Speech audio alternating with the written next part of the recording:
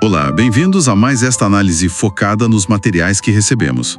Hoje, a gente vai mergulhar em uns conceitos assim fascinantes sobre a estrutura da nossa psique.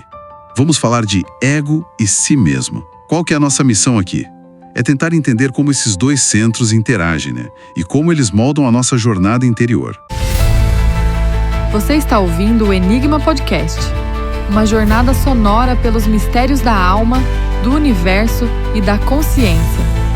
Aqui, o véu do visível se desfaz, revelando o oculto, o simbólico e o sagrado. Prepare-se para mergulhar em temas que desafiam o racional e despertam o intuitivo. O enigma está lançado e a busca começou. Ok, vamos lá, vamos tentar desempacotar isso um pouco. A ideia central, pelo que entendi, é que não tem só um centro na nossa personalidade, mas sim dois. E a relação entre eles parece ser fundamental. Exato. Os materiais definem o ego como o centro da nossa personalidade consciente, né?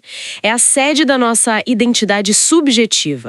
Aquilo que a gente percebe como eu no dia a dia. O nosso centro de comando, digamos assim. Certo, o eu que a gente conhece bem. Isso. Mas aí, em contraste, a gente tem o si mesmo, ou self, né? Esse já é descrito como o centro ordenador de toda a psique. Consciente e inconsciente juntas. É a sede da identidade objetiva, sabe? Um princípio que unifica tudo. Toda a psique? Isso é bem mais amplo. Muito mais. E o fascinante aqui é que ele é visto como a autoridade psíquica suprema. Quase como uma divindade interior. Jung até usou o termo imago Dei, que vem da tradição religiosa, para falar dessa ideia. A imagem de Deus em nós. Imago Dei. Pesado. E como isso se manifesta? É muito abstrato, né? Sim, mas se manifesta simbolicamente. Por exemplo, através de imagens universais como as mandalas, aqueles círculos com um centro bem definido, muitas vezes com elementos de quaternidade, tipo quadrados ou cruzes dentro. Essas imagens não são aleatórias, elas apontam para temas como totalidade, unidade, a união dos opostos e a fonte central da energia vital. Tudo ligado ao si mesmo. Ah, as mandalas. Faz sentido. Essa busca pelo centro e a conexão entre esses dois, o ego e o si mesmo. Como funciona? Essa ligação ela é chamada de eixo ego-si mesmo, certo? Os materiais sugerem que essa ponte não é fixa. De forma alguma, é tudo menos fixa. Essa relação é descrita como extremamente dinâmica e crucial, né? A gente pode pensar nela, metaforicamente, como uma relação que a gente vê em mito, sabe? Entre o humano e o criador, por exemplo. As fases do nosso desenvolvimento psicológico podem ser entendidas pelas mudanças nessa conexão, nesse eixo. Certo. E aqui é onde a coisa fica realmente interessante para mim. Porque a gente podia pensar que a infância é sobre separar o ego do si mesmo, né? E a vida adulta seria sobre reunir os dois. Mas parece que os materiais propõem um modelo mais cíclico. Exatamente. Não é linear, assim. É mais como um movimento constante. Ora tem uma maior união entre ego e si mesmo. Ora uma maior separação. E isso não acontece só na transição para a vida adulta. Acontece repetidamente ao longo de toda a vida. É isso. É isso mesmo. É um processo que parece ocorrer continuamente. Desde o nascimento até a maturidade e depois também.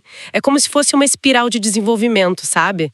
Essa alternância entre união e separação parece ser o processo básico do desenvolvimento psicológico. Uma espiral. Gostei da imagem. E se a gente conectar isso a um quadro maior, entender esse ciclo ajuda a compreender as diferentes fases e desafios da vida psíquica.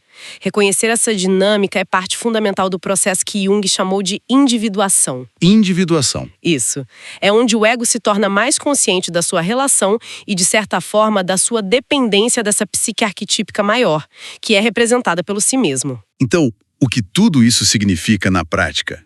Basicamente que dentro da gente existe essa relação dinâmica fundamental entre a nossa consciência, o ego e um centro maior de totalidade, o si mesmo. Exato. E compreender essa estrutura e esse movimento cíclico oferece uma perspectiva muito valiosa para a autoconsciência, né? Ajuda a gente a navegar o próprio desenvolvimento pessoal, entender os altos e baixos. As crises, as fases de crescimento. Pois é, não como falhas, mas como parte de um processo natural. Um processo inerente e cheio de significado. Faz sentido. Então, resumindo o que a gente explorou hoje, essa interação vital entre o ego, nosso centro da consciência, e o si mesmo, o centro ordenador da psique total. Eles estão conectados por um eixo dinâmico. E a grande sacada é que a relação deles não é linear. É um ciclo contínuo de união e separação que marca toda a nossa vida. Perfeito. Essa dança constante... Fica então a reflexão, né? Como será que essa dança entre o centro consciente e a totalidade pode se manifestar nas diferentes fases da jornada pessoal de cada um? Como perceber esses movimentos no nosso dia a dia? Algo para se pensar. Bom, por hoje é isso. Até a nossa próxima exploração.